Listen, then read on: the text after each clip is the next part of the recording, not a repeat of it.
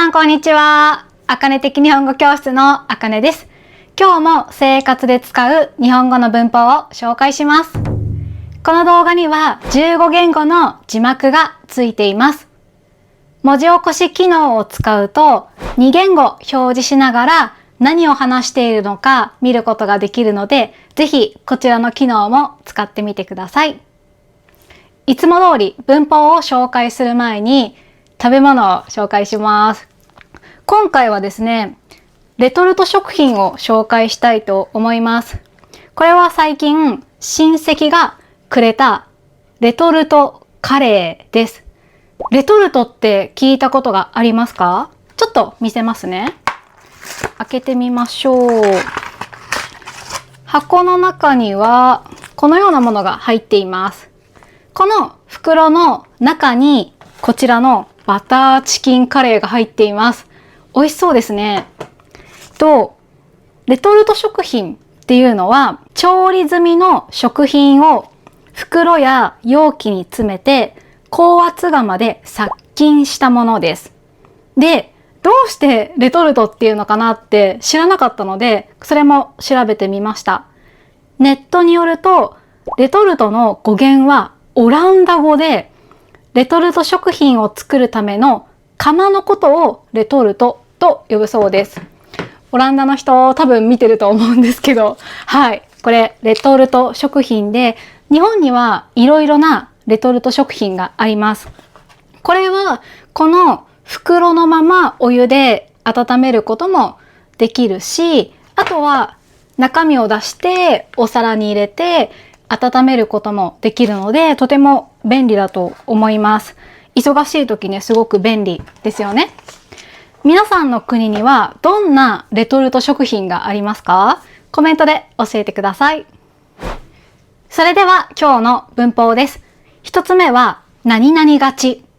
二つ目は何々気味です。よくガチと気味の違いがわからないという質問が来るので、今回はこの文法にしてみました。それでは一つ目、何々がち。何々がちの前には名詞、あと動詞のマス形が来ます。今から例文を2つ言うので、皆さん聞きながら意味をちょっと考えてみてください。例文1、部長は最近病気がちでまた入院するそうだ。部長は最近病気がちでまた入院するそうだ。例文2、鈴木さんは最近遅刻しがちで先生に注意された。鈴木さんは最近遅刻しがちで先生に注意された。どんな意味だと思いますか？何々がちは簡単に言うと、何々になりやすいとか、よくそういう状態になる。そういうことになる回数が多いという意味です。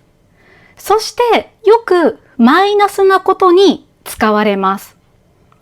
例文の1、部長は最近病気がちで、意味は部長は最近よく病気をする、病気になるという意味です。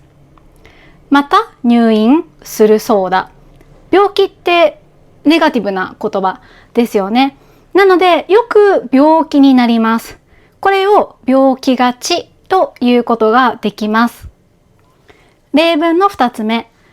鈴木さんは最近遅刻しがちで先生に注意された。遅刻もマイナスなことですよね。良くないことですよね。鈴木さんは最近よく遅刻するという意味です。遅刻が多いという意味です。だから先生に注意された。このような意味になります。じゃあ、例えば、田中さんはネガティブなことをよく考える。これ、ガチを使うとどうなりますか？はい。田中さんはネガティブなことを考えがちだ。このように言うことができます。二つ目は気味です。でも、気味を紹介する前に、ちょっと皆さんに紹介したいものがあります。これは私がもっと早くから知りたかったというもので、外国語を勉強するときにとても役に立つと思います。今日紹介するのは、没入型翻訳、イマーシブトランスレートです。実際に使ってみた映像をご覧ください。イマーシブトランスレートはブラウザの拡張機能です。イマーシブトランスレートを使うと PDF だけではなくウェブページやネットに公開されている動画も翻訳してくれるので外国語の勉強をしている人にとってとても便利なツールだと思います。実際にイマーシブトランスレートを使って私の動画を翻訳してみました。このように2言語表示することもできます。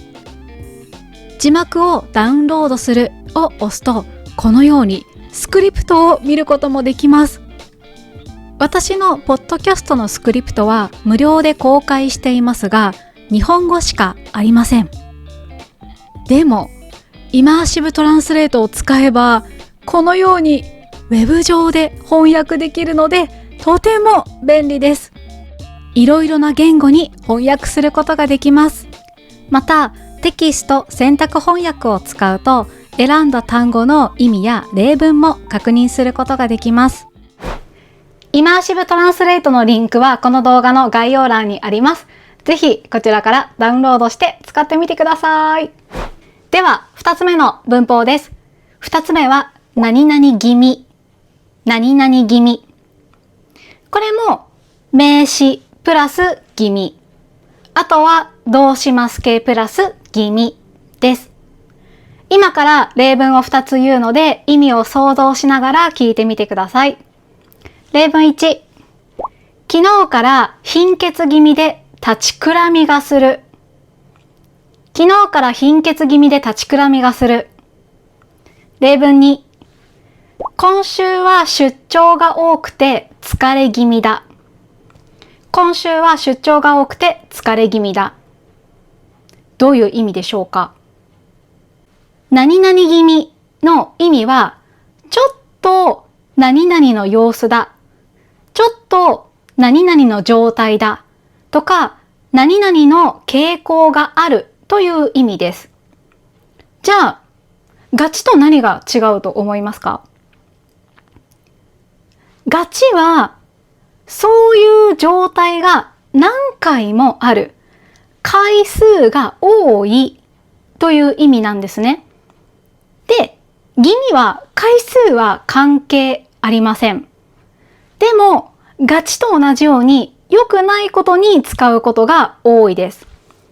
例えば、さっきの例文1、昨日から貧血気味で、貧血ってわかりますか？体の中の血血液が足りない状態です。立ちくらみっていうのは、立った時に、ちょっとまっすぐ立てないような感覚になることを立ちくらみがすると言います。もっと便利な日本語があって、フラフラするとか、クラクラするという言い方があるんですけど、立った時にちょっと、あれ？まっすぐ立てない。この状態が立ちくらみです。もしかしたら経験したことがある人もいるかもしれませんね。私も時々貧血気味になるので、立ちくらみをすることがあります。はい。で、貧血気味。ちょっと貧血のような状態だという意味です。例文の2、今週は出張が多くて疲れ気味だ。これもちょっと疲れている様子だという意味なので、ガチのように回数は関係ありません。はい。あとね、この気味でよく使うのは、例えば、風邪気味だから今日はゆっくり寝よう。風邪気味だから今日はゆっくり寝よう。まだ熱もありません。咳も出ません。でも、喉が痛くて鼻水が出ます。多分、風邪の初期症状です。風邪の初期症状があります。この時に風邪気味を使うことができます。このようにガチと気味はちょっと似ているところもあるんですけど、もし迷ったらガチは回数が多いと覚えておくといいと思います。よく何々する。よく遅刻するだったら遅刻しがちですね。じゃあ、よく病気をするだったら病気がち。病気は名詞なので病気がちということができます。はい。今日は何々がちと何々気味を簡単に紹介してみました。あと、この動画で紹介した没入型翻訳、イマーシブトランスレート、本当に便利なので、ぜひ外国語を勉強するときに使ってみてください。もしまた分かりにくい文法とか、一回勉強したんだけど、もう一回勉強し直したいという文法があったらコメント欄で教えてください。あと、皆さん、私の本、去年ですね。去年出版したお出かけ日本語会話という日本語の会話の本。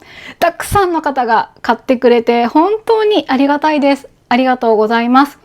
どこでこの本を買えるのかという情報も、概要欄にありますので、もしね、気になる方は概要欄チェックしてください。それでは今日の動画はここまでにしたいと思います。また次回の動画でお会いしましょう。バイバイ。